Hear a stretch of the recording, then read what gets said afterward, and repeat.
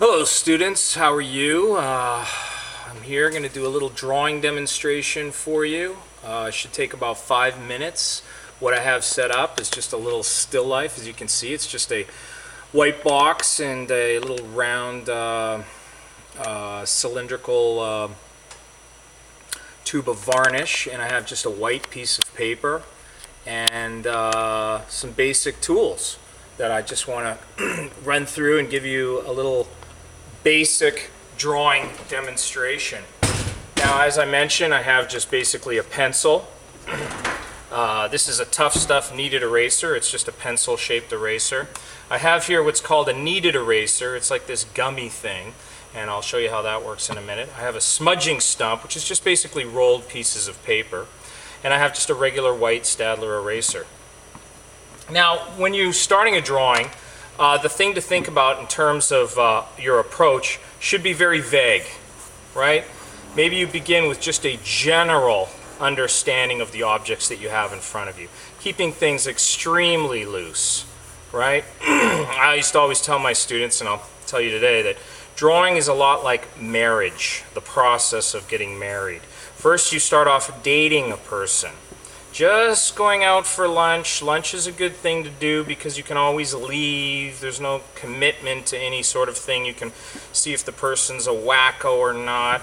And you don't commit to anything. It's as gradually as you start to work your relationship up that you become more and more confident in the person, and then you commit more and more effort, time, and so forth. Now, a drawing is much like that. So you're just basically very softly dropping in very basic things like a background, like a foreground, the objects themselves, right? Very loose, non-committal to anything.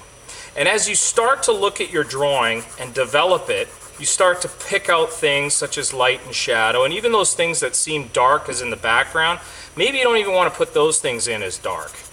Maybe you just start off very soft, gradually building up tones and values and form and shape. See, the person that is new to drawing thinks that you have to draw out a thing first and then fill in the values. But that's actually not correct. Everything should kind of come up together at the same time, right? So here, as I'm starting to see that, yeah, my objects, I'm starting to feel more and more confident about the edges and where they are as I work my pencil around finding these forms and tones. But don't neglect the background. The background is a key thing because it'll give your objects in the foreground, the subject, much more solidity of form, and that's basically what we're going with here. Now, when you're out doing your sketchbook, you might not have a strong light source when you're outside, but if you can find things with shadows, it'll help your drawings go a long way. Now, I'll show you why that is.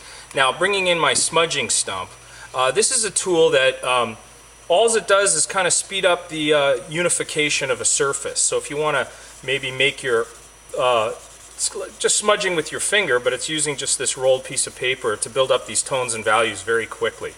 But you can still see how I'm not obsessing over the edges of the drawing. I'm not worried too much about things, right? So here's where you can just start to drop in tones around your objects, right?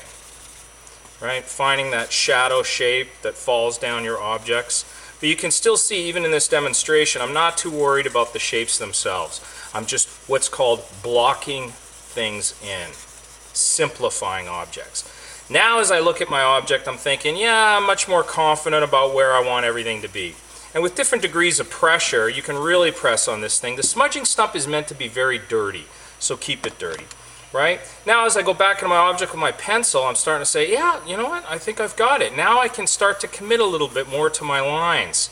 Like in your dating process, you like this person. They have nice hair. Maybe you met their parents. They seem okay.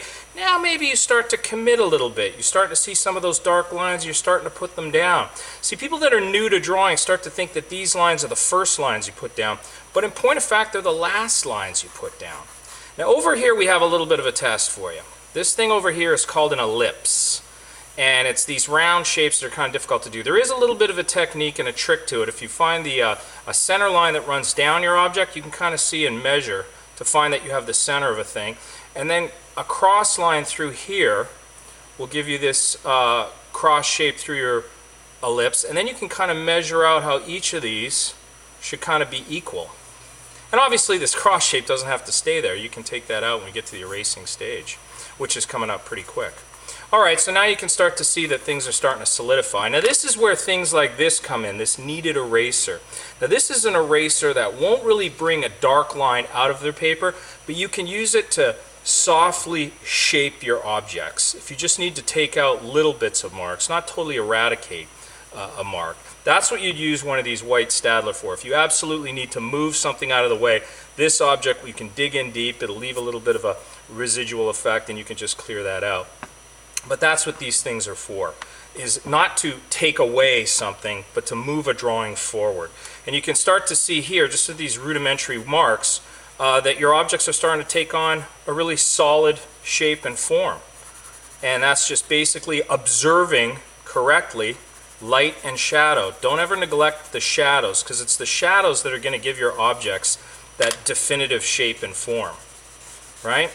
And you can push these drawings as far and as deep as you want or you're able to do. But one of the questions I get a lot, especially from people that are new to drawing, is, especially on an online class, when you're asking, how can he tell if I put in 6 hours on a drawing? Well, I can tell you this, if I'm looking at your drawing and I can count all your marks, I can tell you didn't put in very much time on that drawing.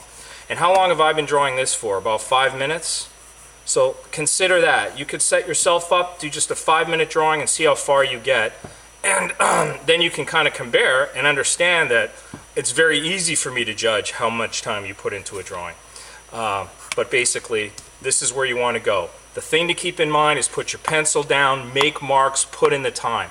Obviously, as a sketchbook class, with the approach that I've just given you now for just a basic drawing, you can see how you could do a lot of damage in 6 hours in a sketchbook. So keep that in mind. This is just a classical demonstration of a drawing technique that you can employ continually. And I want you to stay tuned because I'm going to have other tips and techniques when it comes down to different things that I want you to achieve in your drawings, such as collaging images, pasting things together, even transferring photographs to your workspace. Anyways, this will give you a little idea of what I need to see in your drawings. And it's just basically put the pencil in and keep going and don't stop. A lot of you quit too early. You make 2 or 3 lines, oh, it's done, and then you realize, oh, I should stop. If you start your drawing like this, you're drawing wrong, because you're trying to draw this object out, which nobody can do that. You have to be soft. This is getting married too soon. Right? You're putting commitment lines down before you even know what the object is. You got to start off soft, loose, non-committal, and just gradually work yourself up to these understandings of things. Keeping things very soft, very loose in these initial stages.